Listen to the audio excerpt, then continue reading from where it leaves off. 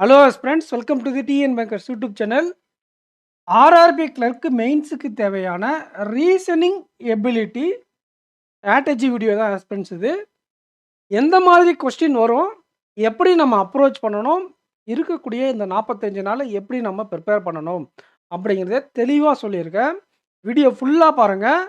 And வீடியோக்கு like பண்ணிவிட்டு உங்கள் ஃப்ரெண்ட்ஸ்க்கு நம்ம சேனலை ஷேர் பண்ணுங்கள் ஃப்ரெண்ட்ஸ். இந்த ரீசனிங் எபிலிட்டி செக்ஷனை பொறுத்தவரை நம்ம 3ஆக பிரிச்சுக்கலாம். ஒன்று மிஸ்செலேனியஸ் பார்ட்டு, இன்னொன்று பசிலு, லாஸ்ட்டில் வந்து 1 மார்க் கொஸ்டின். இது மாதிரி 3ஆக பிரிச்சுக்கலாம்.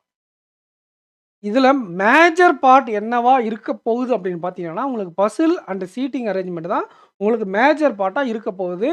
ரீசனிங் எபிலிட்டி ஆர்ஆர்பி கிளர்க்கு மெயின்ஸை பொறுத்தவரை பிஓனா கூட உங்களுக்கு எக்ஸ்ட்ராவாக கிரிட்டிக்கல் ரீசனிங் இருக்கும், இன்புட் அவுட்புட் இருக்கும். ஓகேங்களா? ஆனால் இங்கே மெஜாரிட்டி ஆஃப் த ரோல் வந்து பார்த்தீங்கன்னா பசில் அண்டு சீட்டிங் அரேஞ்ச்மெண்ட் தான் இருக்கும். ரொம்ப ரேராக இன்புட் அவுட்புட் வர வாய்ப்பு கம்மின்னு தான் சொல்லுவேன். அப்படி வந்தால் நீங்கள் அது ஈஸியாக இருக்கா கஷ்டமாக இருக்கான்னு பார்த்துட்டு பசிலை சூஸ் பண்ணுங்கள். ஏன்னா அது கொஞ்சம் டைம் கன்சியூமிங்காக இருக்கிற மாதிரி கூட இருக்க வாய்ப்புகள் இருக்குது. எனக்கு தெரிஞ்சு இத்தனை நாள் வர பசில் சீட்டிங் தான் 5லேருந்து 6 செட்டு வரை கேட்டிருக்காங்க. ஓகேங்களா? ஒரு வருஷம் 6 செட்டு கேட்டாங்க, ஒரு வருஷம் 5 செட்டு கேட்டாங்க, ஒரு வருஷம் 5 செட்டு கேட்டுட்டு 3 மார்க் பசில், அந்த சட்டை நம்பரா பசில் இருக்குல்ல, அது அந்த மாதிரி கூட கேட்பாங்க. ஓகேங்களா? அப்போ நமக்கு 25லேருந்து 28 கொஸ்டின் வந்து பசில் சீட்டிங்லே இருக்குது. அதுலேயும் பசில் அண்ட் சீட்டிங் அரேஞ்ச்மெண்ட்டில் எந்த பசில்லாம் உங்களால் அப்ரோச் பண்ண முடியும் அப்படின்னு பார்த்தீங்கன்னா, மந்த் பசிலு, ஃப்ளோர் பசிலு, அதுக்கப்புறம் வந்து பார்த்தீங்கன்னா டே பசில். இதெல்லாம் வந்து பார்த்தீங்கன்னா, ஒரே டேபிள் போட்டு பாசிபிலிட்டி ஈஸியாக போடுறது. இருக்கக்கூடிய பசில்ஸில் இதை நீங்கள் ப்ரையாரிட்டி கொடுத்து ஃபஸ்ட்டு அட்டெண்ட் பண்ணுங்கள். எக்ஸாம் ஹாலில் ப்ரிப்ரேஷன் கொஞ்சம் ஹெவியாக பண்ணுங்கள். மந்த் பசிலில் ஒரு ட்விஸ்ட் இருக்கும். அது என்ன அப்படின்னா, 2 மந்த்ஸ் பிஃபோர் அப்படின்னு கொடுத்துருப்பாங்க, 3 மந்த்ஸ் பிட்வீன் அப்படின்னு கொடுத்துருப்பாங்க. ஜனவரி, பிப்ரவரி, மார்ச் கொடுக்காம மே, ஏப்ரல், மே, ஜூன் அந்த மாதிரி கொடுத்துருப்பாங்க. இப்போ இங்கே ஏப்ரல் மிஸ் ஆயிரும். ஜனவரி, பிப்ரவரி, மே, ஜூன், ஏப்ரல் இருக்காது அவங்க கொடுத்ததில். ஆனால் அவங்க டேட்டாவில் அதை வந்து 2 மந்த்ஸ் பிட்வீன் அப்படின்னு சொல்லியிருப்பாங்க. 2 ஃப்ளோர் பஸ்ஸிலும் அப்படி தான். 2 பர்சன்ஸ் பெட்வீனா, 2 ஃப்ளோர்ஸ் பெட்வீனா அப்படிங்கிறத தெளிவாக நீங்கள் பார்க்கணும். பர்சன்ஸ் வேறு, ஃப்ளோர் வேறு. ஓகேங்களா? 2 ஃப்ளோர்ஸ் எபோவ், 2 பர்சன்ஸ் பெட்வீன், இந்த மாதிரி கன்ஃபியூசிங் ஸ்டேட்மெண்ட் நிறைய இருக்கும் பசில் சீட்டிங்கில். அதெல்லாம் நீங்கள் கிளியர் அவுட் பண்ணி நல்லா ப்ராக்டிஸ் பண்ணி எல்லா இருக்கக்கூடிய பசில் சீட்டிங்கில் இருக்கக்கூடிய எல்லா டெக்னிக்கும் நீங்கள் கற்றுக்கிட்டீங்க அப்படின்னா, அண்டு ப்ராக்டிஸ் பண்ணி ஸ்பீடாக வச்சுருக்கீங்கன்னா டெஃபினட்டாக நல்ல அட்டெம்ப்ட் கொடுக்க முடியும். ரீசனிங் எபிலிட்டி செக்ஷனை பொறுத்தவரை உங்களால் 32ல் இருந்து 38 அட்டெம்ப்ட் வர கொடுக்க முடியும்.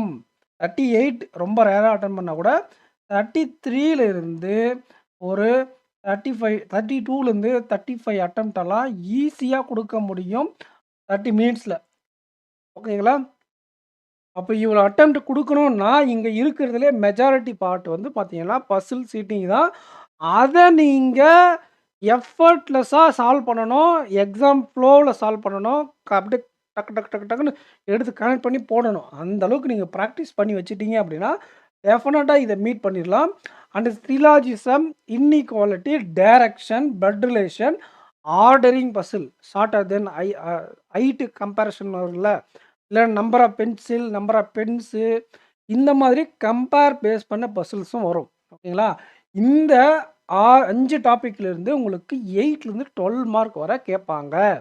அதுக்கப்புறம் பசில் கடைசியாக நீங்கள் meaningful word, odd man out, பேர் டெஸ்ட், இந்த மாதிரி இல்லைனா ஒரு நம்பர் கொடுத்துட்டு ஆட் நம்பரெல்லாம் இன்க்ரீஸ் பண்ணுங்கள், ஈவன் நம்பர்லாம் டிக்ரீஸ் பண்ணுங்கள், இல்லை அசெண்டிங் ஆர்டரில் எழுதுங்க, டிசெண்டிங் ஆர்டரில் எழுதுங்க, இல்லைனா ஒரு வேர்டை கொடுத்துட்டு வவ்வல்லேருந்து ஒன்று ஆட் பண்ணிக்கோங்க, ப்ரீவியஸ் லெட்டரில் எழுதுங்க, கான்சன்ட் நெக்ஸ்ட் லெட்டர் எழுதிட்டு எந்த வேர்டு ரிப்பீட் ஆகுது, இந்த மாதிரி கொஷின்ஸ் எல்லாம் நீங்கள் பார்த்துருப்பீங்க இல்லையா? அதில் ஒரு 2லேருந்து 3 கொஷின்ஸ் வரும். ஓகேங்களா? ஸோ இதுதான் கேட்கக்கூடிய pattern.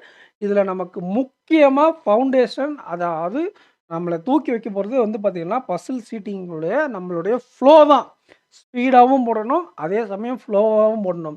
Syllogism, inequality, direction, blood relation, ordering பஸ்லேருந்து 8 to 12 கொஷின்ஸ் வருதுன்னு சொன்னால இதில் ஏதாச்சும் இதில எப்படி இந்த 2% பிட்வீன் 2 ஃப்ளோர் எபோவ் இது 2த்துக்கும் வித்தியாசம் இருக்கோ, அதே மாதிரி உங்களுக்கு ஆர்டரிங் பசில்லையும் சில நேரங்களில் ஸ்ட்ரக் ஆக வாய்ப்புகள் இருக்கு. நெறைய கொஸ்டின் வந்து நீங்க பிராக்டிஸ் பண்ணிக்கோங்க. ரேங்கிங் ஆன் ஆர்டர் பேஸ் பண்ண அந்த 3 மார்க் கொஸ்டின. ஏன் அப்டின்னா, ஒரு சில நேரங்களில் அது எக்ஸாம் ஹால்ல ச கொஞ்சம் கன்ஃப்யூசிங்கா ஆயிடுது. நம்ம அதில யோசிச்சுக்கிட்டே இருக்கணும் ரெகுலரா. அது நம்ம ஒரு ஒரு கேப் விட்டோம் அப்டின்னா, என்ன நடக்கும் அப்டின்னா, எக்ஸாம் ஹால்ல நம்பளால அந்த ஒரு ஹிண்ட் எடுக்க முடியாது. டக்குன்னு கொஞ்சம் யோசிக்க முடியாது. அத யோசிச்சுக்கிட்டே இருந்தா தான் எக்ஸாம் ஹால்ல கரெக்ட்டா எடுக்க முடியும். அப்டி ஒண்ணு எடுக்க முடியல அப்டின்னா, ஆர்ஆர்பி கிளர்க் மெயின்ஸ பொறுத்தவரை எங்கேயாச்சும் நீங்க லேக் ஆனீங்க அப்டின்னாலே, கண்டிப்பா காம்படிஷன விட்டு வெளிய வந்துருவீங்க. இந்த 30 நிமிஷத்த எஃபெக்டிவா யூஸ் பண்ணணும். அதுக்குன்னா நம்ம இதில எதுவுமே ஃப்ளாவோட போக்கூடாது. நம்ம இருக்கிறதே 40 கொஸ்டின் தான். அதில 32லேருந்து 35 கொஸ்டின் வரை அட்டெண்ட் பண்ண போறோம். ஏதாச்சும் ஒரு 3லேருந்து 4 கொஸ்டின் தான் ஸ்கிப்பே பண்ணுவோம். அதுவும் சில பேர் 40 அவுட் ஆஃப் 40 போட்டுருவாங்க இந்த 1/2 மணி நேரத்தில. ஸோ நம்ம 32லேருந்து 35 டார்கெட் பண்ணிட்டு போறோம் அப்படிங்கிற பட்சத்தில, நம்ம எங்கேயுமே ஃப்ளாவோட போக்கூடாது. பிளட் ரிலேஷன்ல கம்ப்ளீட் பண்ணாம கூட இருக்கலாம். அது கொஸ்டின்ல குடுத்துருப்பாங்க அத கம்ப்ளீட் பண்றதுக்கு. இஃப் பி அ வந்து கிராண்ட் ஃபாதர் இருப்பாங்கன்னு வச்சுக்கங்களேன். பிக்கு ஒய்ஃபே இருக்க மாட்டாங்க. ஓகேங்களா? அம் பிக்கு ஒய்ஃப் இருக்க மாட்டாங்க. கொஸ்டின்ல குடுத்துருப்பாங்க. If you is the wife of அந்த இன்னொரு பெர்சன் இருக்குல்ல, அவங்களுக்குன்னு எங்க குடுத்துருப்பாங்கன்னா, கொஸ்டின்ல குடுத்துருப்பாங்க. ரீசென்ட்டா அந்த மாரி கேட்க ஆரம்பிச்சுட்டாங்க. ஸோ நம்ம என்ன பண்ணுவோம், இது என்ன வந்து பிளட் ரிலேஷன் கம்ப்ளீட்டே ஆகலையே! ஒரு ஒரு ஒரு எக்ஸாம்பிள் என்னாச்சுன்னா, B is brother in law of S. ஓகேங்களா? அங்க ஃபிட் பண்ணவே முடியல. ஸோ சைட்ல வச்சு பாசிபிலிட்டில மட்டும் தான் வைக்க முடிஞ்சுச்சு. கொஸ்டின்ல குடுத்துருந்தாங்க. ஓகேங்களா? அ அத கனெக்ட் பண்றதுக்கு கீழ கொஸ்டின் இருக்குல்ல 1, 2, 3ன்ட்டு அந்த மாரி 2வது கொஸ்டின்ல அது மாரி குடுத்துருந்தாங்க. அத எடுத்து ஃபிட் பண்ணது தான் அந்த பிளட் ரிலேஷனே கம்ப்ளீட் ஆச்சு. புரியுதுங்களா? இந்த மாரி பிளட் ரிலேஷன்லயும் ட்விஸ்ட் வைப்பாங்க. ஆர்டரிங் பசில்லயும் ட்விஸ்ட் வைப்பாங்க. அதனால அதுக்கு நம்ம என்ன பண்ணணும் அப்டின்னா, நெறைய பிராக்டிஸ் பண்ணி இந்த திங்கிங் எபிலிட்டில இருந்துகிட்டே இருக்கணும். இந்த ஆர்ஆர்பி கிளர்க் மெயின்ஸ பொறுத்தவர. IBPS, PO, IBPS clerk, SBI PO, SBI clerk மாதிரி இந்த எக்ஸாம் கிடையாது. கண்டிப்பா வேகமா யோசிக்கணும். ஈஸியா இருக்கும். பட் ஆனா வேகமா யோசிக்கணும். உட்காந்து மெதுவா இது வருமா? அது வருமா? இப்படி அப்படியெல்லாம் கிடையாது. இருக்கிறத டக்கு, டக்கு, டக்கு, டக்கு, டக்குன்னு எடுத்து சால்வ் பண்ணிக்கிட்டு போய்க்கிட்டே இருக்கணும். இல்லன்னா, இது வந்து கொஞ்சம் நீங்க யோசிக்கணும். ஓகேங்களா? பாஸ் பண்ண முடியுமான்னு யோசிக்கணும். எப்போ பாஸ் பண்ண முடியும்னா, இந்த 30 நிமிஷமுமே நீங்க எங்கேயுமே உட்காராம டக்கு, டக்கு, டக்கு, டக்குன்னு எடுத்து சால்வ் பண்ணிட்டு போய்க்கிட்டே இருக்கணும். அப்போ மட்டும் தான் நம்மளால ரீசனிங் எபிலிட்டி செக்ஷன்ல நல்ல மார்க்க எடுக்க முடியும். ஆர்ஆர்பி கிளர்க்க பொறுத்தவரை. ஸ்பீடா போடணும், ஸ்பீடா போடணும். ஓகேங்களா? பிரிலிம்ஸ் எக்ஸாம்ல நான் ஒரு கட் ஆஃப் சொல்லும்போது சொல்லியிருப்பேன்.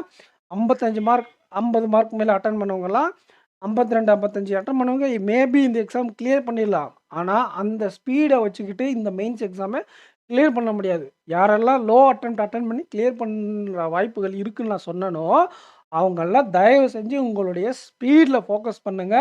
ஆப்டிட்யூட்ல நம்பர்லயும், ரீசனிங்ல, பசில்லயும் உங்களுடைய ஸ்பீட் அண்ட் எக்ஸாம் ஃப்ளோவ இன்கிரீஸ் பண்ண என்னென்னலாம் பண்ண முடியுமோ அதெல்லாம் பண்ணுங்க. நெறைய வீடியோ பாருங்க, பசில் எடுத்து சால்வ் பண்ணுங்க, பிடிஎஃப்ல ஒர்க் அவுட் பண்ணுங்க, குவிஸ் போடுங்க, செக்ஷனல் டெஸ்ட் போடுங்க. போட்டுக்கிட்டே இருங்க. நீங்க இந்த ஃப்ளோவ கொண்டு வரணும். இந்த ஃப்ளோ கொண்டு வந்துட்டாலே இந்த சப்ஜெக்ட் ஓவர். ஸோ இந்த இந்த வீடியோ உங்களுக்கு புரிஞ்சிருக்குன்னு நெனைக்கிறேன். வெயிட்டேஜ் ஒரு ஒரு முறை நம்ம கிளியரா சொல்லிடலாம். ஸோ நீங்க டிஎன் பேங்கர்ஸ் சேனல சப்ஸ்கிரைப் பண்ணாம இருந்தா, சப்ஸ்கிரைப் பண்ணிட்டு இந்த வீடியோக்கு லைக் பண்ணிக்கோங்க. ஆர்ஆர்பி கிளர்க் மெயின்ஸ்ல பசில் அண்ட் சீட்டிங் அரேஞ்ச்மென்ட்டோடைய கான்ட்ரிபியூஷன் ரொம்ப ரொம்ப ரொம்ப அதிகமா இருக்கும். 5லேருந்து 6 செட் வரை இதுலேருந்தே கேட்பாங்க. அதனால நீங்க எக்ஸாம் ஃப்ளோ நல்லா கொண்டு போணும். நல்லா பிராக்டிஸ் பண்ணி வச்சுக்கோங்க. அடுத்து syllogism, inequality, direction, blood relation, ordering பசில்லேருந்து ஒரு 8லேருந்து 12 கொஸ்டின்ஸ் கேட்பாங்க. இதில ஆர்டரிங் பசிலையும், பிளட் ரிலேஷனையும் கொஞ்சம் கேர்ஃபுல்லா அட்டெண்ட் பண்ணணும் எக்ஸாம் ஹால்ல. அதுக்கு நல்லா பிராக்டிஸ் பண்ணி வச்சுக்கோங்க. எக்ஸாம் முடிக்கும்போது என்ன பண்ணணும்னா, மீனிங்ஃபுல், ஆட்மென் அண்ட் பேர் டெஸ்ட். இதுக்கு வந்து கடைசி டச்சா வச்சுக்கணும். ஓகேங்களா? ஏன்னா, எக்ஸாம் முடிக்கும்போது லாஸ்ட்ல ஒரு 5 மினிட்ஸ் இருக்கு அப்படின்னா கூட நம்ம ஏதாச்சும் ஒண்ணு ரிஸ்க் எடுக்கலாம். ஒரு 2 மினிட்ஸ், 3 மினிட்ஸ் இருக்கும்போது ஒரு பசிலோ, இல்ல ஒரு ஆர்டரிங்கோ, ஒரு பிளட் ரிலேஷனோ எடுத்து 2 மினிட்ஸ்ல போட முடியுமா? அது போட்டு ஆன்ஸரும் பண்ண முடியாது. போட்டு முக்கால்வாசி கம்ப்ளீட் பண்ணா கூட ஆன்ஸர் பண்ண முடியாம போயிடும். அதனால அந்த டைம்ல அட்டெண்ட் பண்றதுக்கு இந்த மீனிங்ஃபுல்லோட ஆட்மென்ட், பேர் டெஸ்ட் வச்சுக்கோங்க. ஸோ, இப்படி தான் நீங்க இந்த மாரி தான் இருக்க போகுது எக்ஸாம். இதுக்கு தகுந்த மாரி உங்களோட பிராக்டிஸ வச்சுக்கோங்க. மார்க் டெஸ்ட்லயும் சரி, இல்ல செக்ஷனல் டெஸ்ட்லயும் சரி, இந்த அப்ரோச்ல கொண்டு வாங்க. பசில் சீட்டிங்க இம்ப்ரூவ் பண்ணிக்கோங்க. இதெல்லாம் வந்து கொஞ்சம் கேர்ஃபுல்லா அட்டெண்ட் பண்ணிக்கோங்க. சிலாஜிசம், இன்ஈக்வாலிட்டி, டைரக்ஷன் பிரச்சனை கிடையாது. மத்த இந்த 2 டாபிக்கும் கொஞ்சம் பிரச்சனை இருக்கு. அதில வந்து எக்ஸாம் ஃப்ளோ கொண்டு வாங்க. அண்ட் லாஸ்ட் எக்ஸாம் முடிக்கும்போது இந்த 1 மார்க் வச்சு எக்ஸாம் முடிங்க.